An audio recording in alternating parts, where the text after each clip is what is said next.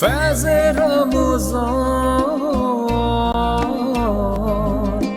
فیض رمضان،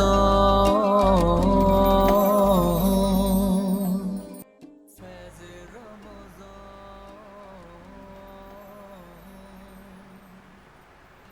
اللہ تعالیٰ کے بابرکت نام سے شروع کرتی ہوں جو نہایت رحم فرمانے والا ہے۔ ناظرین گرامی، آج 8 رمضان المبارک 1443 ہجری ہے۔ آپ سب روز کی طرح فیض ٹی وی نیٹ ورک سے فیض رمضان لائیو افطار ٹرانسمیشن ملاحظہ فرما رہے ہیں۔ میں نازیہ علی روز کی طرح آپ کے سامنے حاضر ہوں اور کوشش کرتی ہوں روز کہ رمضان المبارک کا مہینہ ہے، کوئی نہ کوئی ایسا موضوع ہو جس پر نہ صرف اصلاح کی جا سکے بلکہ ہمیں بھی بہت کچھ معلوم ہو سکے۔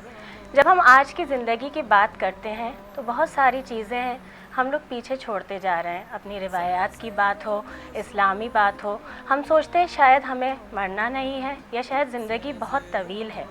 جب ہم بات کرتے ہیں زندگی کی تو اس میں اللہ تعالیٰ نے ہمیں بہت سارے موقع دیے زندگی گزارنے کے، اس کے ساتھ ساتھ آخرت سنوارنے کے، مگر شاید ہم کہیں نہ کہیں غفلت کا شکار ہو جاتے ہیں۔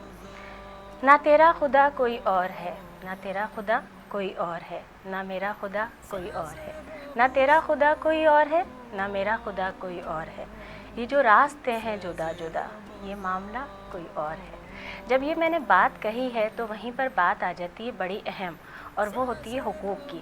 جب ہم حقوق کی بات کرتے ہیں تو اس میں بھی اقسام کی بات ہوتی ہے، ایک ہوتا ہے حقوق العباد اور ایک ہوتا ہے حقوق الخدا۔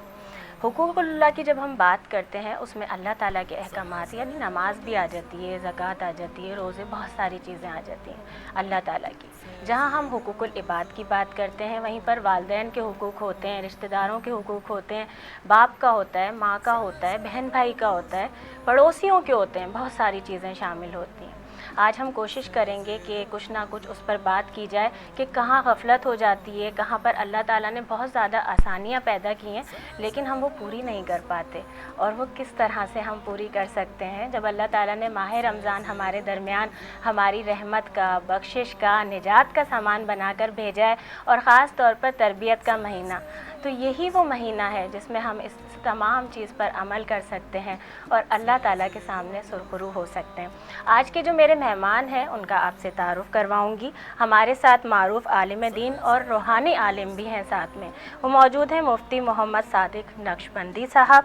اس کے ساتھ ہی بہت پیارے نعت خواں ہیں اور آپ ان کو مختلف ٹی وی چینلز پہ دیکھتے ہیں، بہت پیاری آواز کے مالک ہیں، حامد رضا قادری نورانی صاحب۔ دونوں کو فیض رمضان میں سب سے پہلے خوش آمدید کروں گی۔ السلام علیکم۔ وعلیکم السلام۔ کیسے ہیں آپ دونوں؟ الحمدللہ۔ اچھا مفتی صاحب، جب ہم آغاز کیونکہ قرآن مجید سے کرنا چاہیں گے کہ حقوق العباد کی جہاں بات آتی ہے، بارہا اسلام میں تو اس کے لیے ہر انسان کے لیے آتا رہا کہ ہر انسان ہر رشتے کے ساتھ انصاف کرے۔ حقوق العباد میں جو اقسام، اس کے اندر اقسام بھی ہیں نا، تو جیسے میں نے ذکر کیا کہ ہر رشتے کے ساتھ ہیں، کچھ باقاعدہ طور پر اس کے اوپر روشنی ڈالیں گے؟ دیکھیں حضور علیہ السلام فرماتے ان لربک علیک حقا وان لنفسک علیک حقا وان لاہلک علیک حقا فاعط کل ذی حق حقہ۔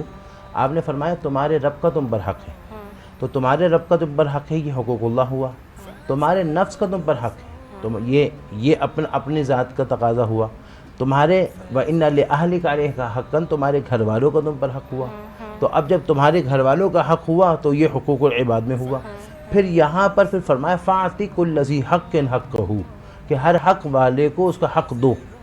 اب یہاں پر ایک بات میں عرض کروں کہ جتنی اس کی نسبت تعلق جتنا قوی ہوگا اتنا حقوق زیادہ ہوگا۔ اب نسبتوں اور تعلق میں اگر دیکھا جائے تو اللہ اور اس کے رسول کے بعد اگر سب سے زیادہ نسبت اور تعلق بنتا ہے وہ ماں سے بنتا ہے، اور جب ماں سے بنتا ہے اور اس کے بعد ماں کا درجہ 3 درجہ باپ سے بڑا ہے، اور جب ماں کا درجہ 3 درجہ بڑا ہے تو ماں کا جو اللہ اور اس کے رسول کے بعد جو سب سے بڑا حق بنتا ہے وہ ماں کا بنتا ہے، اور ماں کے بعد پھر باپ کا بنتا ہے۔ اور یہاں تک اللہ نے فرمایا کہ ماں باپ کے حوالے سے کہ انشکر لی ولوالدیک، کہ میرا شکر ادا کرو اور اپنے والدین کا شکر ادا کرو۔ یہاں پر حضرت فقیہ ابو اللیث سمرقندی رحمۃ اللہ علیہ نے بڑی پیاری بات فرمائی، وہ بات سنی تو پڑھی، سنی نہیں بلکہ پڑھی۔ تنبیہ الغافلین میں آپ فرماتے ہیں کہ اللہ نے فرمایا کہ میرا شکر ادا کرو، والدین کا شکر ادا کرو۔ ہم اس کا شکر میں 5 نمازیں پڑھتے ہیں، تو بے اس شک، کا بے اس کا شکر ادا کر رہے ہیں. اب ماں کا شکر کیسے ادا کریں، باپ کا شکر کیسے ادا کریں؟ تو یہاں پر فقیہ ابو اللہ سمرقندی رحمۃ اللہ علیہ نے فرمایا کہ 5 نمازیں پڑھ کر رب کا شکر ادا کرو، اور 5 نمازوں میں ماں باپ کے لیے دعا کر کے ماں باپ کا شکر ادا کرو. اللہ تو اس طرح جو ہے وہ ماں باپ کا وہ کیے جائے. پھر اسی طرح جو ہے وہ بیوی کا حق ہے. اب بیوی کے حق کے بارے میں کیا ہے؟ شوہر کے حق کے بارے میں حدیث شریف میں آتا ہے من استطاع منکم الباء فلیتزوج فإنه اغض للبصر واحسن للفرج. حضور نے فرمایا کہ جو تم میں سے باء کی استطاعت رکھے اس کو چاہیے کہ وہ شادی کر لے. اب یہاں پر محدثین سے پوچھا کہ باء ہے کیا چیز؟ جی کہ حضور نے فرمایا تم میں سے باء کی استطاعت رکھے وہ شادی کر لے. تو یہاں محدثین نے حاشیے میں اس کی تشریح کرتے ہوئے فرمایا باء میں اگر کوئی استطاعت رکھتا ہے تو وہ 2 چیزیں ہیں، اور یہ حقوق میں سے ہے، یہ حقوق زوجہ میں سے. اس میں ایک ہے باء میں، وہ ہے مہر. جو مہر جو ہے وہ بیوی کا حق بنتا ہے، اور یہ مہر ایسا حق بنتا ہے کہ اگر زندگی میں ادا نہ کیا، شوہر دنیا سے چلا گیا تو اس کے وراثت سے اس کا حق دیا جائے گا. اور آج ہمارے یہاں پہ بیوی سے معاف کروا دیتے ہیں، تو یہ معاف اخلاقی طور پر اخلاقی جو شوہر کا جو ذمہ داری ہے کہ وہ معاف نہیں کروائیں. وہ اپنی خوشی سے کہیں کہ تم سارا کما کر میرے کو ہی دیتے ہو اور میں ہی سارا جو ہے وہ سسٹم سنبھالتی ہے، تو پھر تو ٹھیک ہے میں نے معاف کیا. تم مجھ کو جو ہے وہ 50,000 روپے دو گی، ویسے ہی تم مہینے میں جو کما کر مجھے لاکھ روپے دیتے، یعنی ظاہر ہے جو آج کل کا مہینے کا بجٹ بنتا ہے وہ اتنا بنتا ہے، تو ویسے ہی آپ بتائیں نہیں، ویسے ہی لوگ رو رہے ہیں، پریشان ہیں. ایک بتا دیں گے تو یہاں پہ مرد حضرات کے لیے مسئلہ ہو جائے گا. نہیں اصل مسئلہ پتہ یہ ہے کہ مردوں کو اصل میں ویسے بھی یہ ہے کہ جیب میں پیسہ ہو اور اس کے باوجود بازار میں گھوم رہا ہو، دل چاہ رہا ہو سامنے کی من پسند چیز کھانے کی، اور اس کے باوجود وہ نہ کھائے، اس کو باپ کہتے ہیں.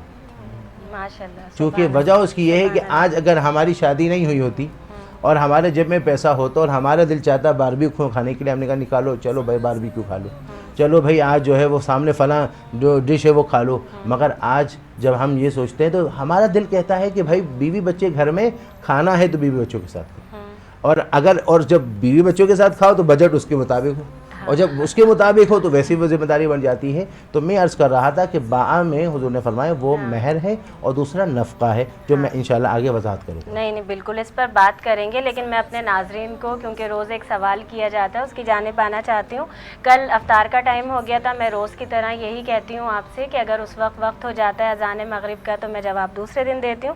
حضرت موسیٰ علیہ السلام پر وہ کون سی آسمانی کتاب ہے جو نازل ہوئی، اس کا آپ کو نام بتانا تھا.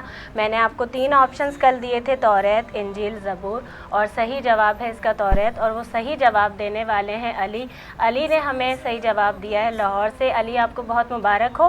اور اس کے ساتھ ہی میں نے کہا تھا کہ یہ انعام جیتنے کے لیے آپ لوگوں کو نادوز سیلون کی جانب سے گفٹ واؤچرز دیے جا رہے ہیں، اور ضروری نہیں ہے مرد حضرات سے میں نے یہ کہا ہے کہ اس میں آپ لوگ شامل اس لیے ہو سکتے ہیں، صرف خواتین آپ کے گھر کی بھی جا سکتی ہیں نا، ضروری نہیں ہے خواتین صرف خود اپنے ساتھ کال کر کے یا کامنٹس کے ذریعے شامل ہوں، آپ لوگوں کی جانب سے بھی یہ گفٹ ہو جائے گا. تو علی بہت مبارک ہو. اب آپ کی بیگم ہو یا بہن ہو یا والدہ صاحبہ ہو، کوئی بھی جا سکتا ہے اور نادوز سیلونز پر سروسز کروا سکتا ہے. چلیں اب ہمارے ساتھ حامد بھی موجود ہیں. حامد آپ کے جانب آنا چاہوں گی، کوئی نعت سنائیے. جہاں بھی ہو وہیں سے دو صدا، سرکار سنتے ہیں. جہاں بھی ہو وہیں سے دو صدا، سرکار سنتے ہیں. سرے آئینہ سنتے ہیں، پسے دیوار سنتے ہیں. سرے آئینہ سنتے ہیں، پسے دیوار سنتے ہیں. میرا ہر سانس ان کی آہٹوں کے ساتھ چلتا ہے. میرا ہر سانس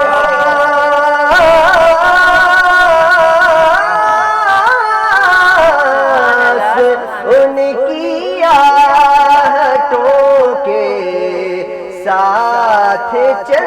پڑتا ہے میرے دل کے دھڑکنے کی، میرے دل کے دھڑکنے کی، میرے دل کے دھڑکنے کی بھی وہ رفتار سنتے ہیں، جہاں بھی ہو وہیں سے دو صدا سرکار سنتے ہیں۔ اور میں صدقے جاؤں یا رسول اللہ،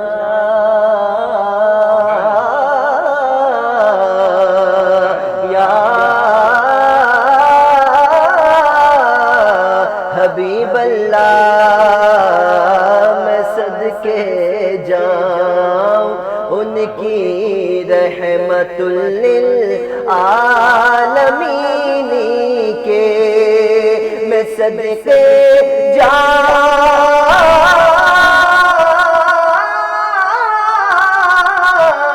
ان کی رحمت للعالمین کے، پکارو چاہے جتنی بار، پکارو چاہے جتنی بار، پکارو چاہے جتنی بار، وہ ہر بار سنتے ہیں۔ مظفر جب کسی محفل میں ان کی نعت پڑھتا ہے، یہ حامد جب کسی محفل میں ان کی نعت پڑھتا ہے، میرا ایمان ہے وہ بھی میرے اشعار سنتے ہیں،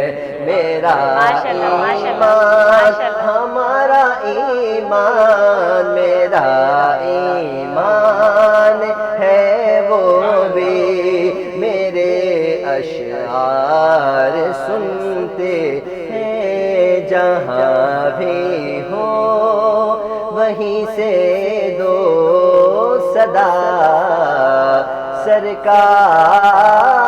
سرکار سنتے ہیں۔ سبحان اللہ، سبحان اللہ، ماشاءاللہ، جزاک اللہ خیر۔ ناظرین، آپ سب دیکھ رہے ہیں فیض رمضان۔ آج کا ہمارا سوال آپ سب کو بتاؤں، جنگ غزوہ بدر ماہ رمضان کی کس تاریخ کو ہوئی؟ آپ کو 3 آپشنز بتا رہی ہوں، آپ نے صحیح جواب دینا ہے۔ 12 رمضان المبارک، نمبر 2 17 رمضان المبارک، نمبر 3 22 رمضان المبارک۔ یہ 3 آپشنز ہیں، اور آپ جس طرح اسکرین پر ہمارے نمبرز آ رہے ہیں، آپ اس پر بھی کانٹیکٹ کر سکتے ہیں، یوٹیوب پر بھی آپ کانٹیکٹ کر سکتے ہیں، سبسکرائب کر سکتے ہیں، کامنٹس کے ذریعے شامل ہو سکتے ہیں لائیو افطار ٹرانسمیشن میں، فیس بک پر، ٹویٹر پر، انسٹاگرام پہ آپ ہمیں جوائن کر سکتے ہیں۔ دیکھتے رہیے فیض رمضان۔ ابھی حاضر ہوتے ہیں ایک چھوٹے سے وقفے کے بعد۔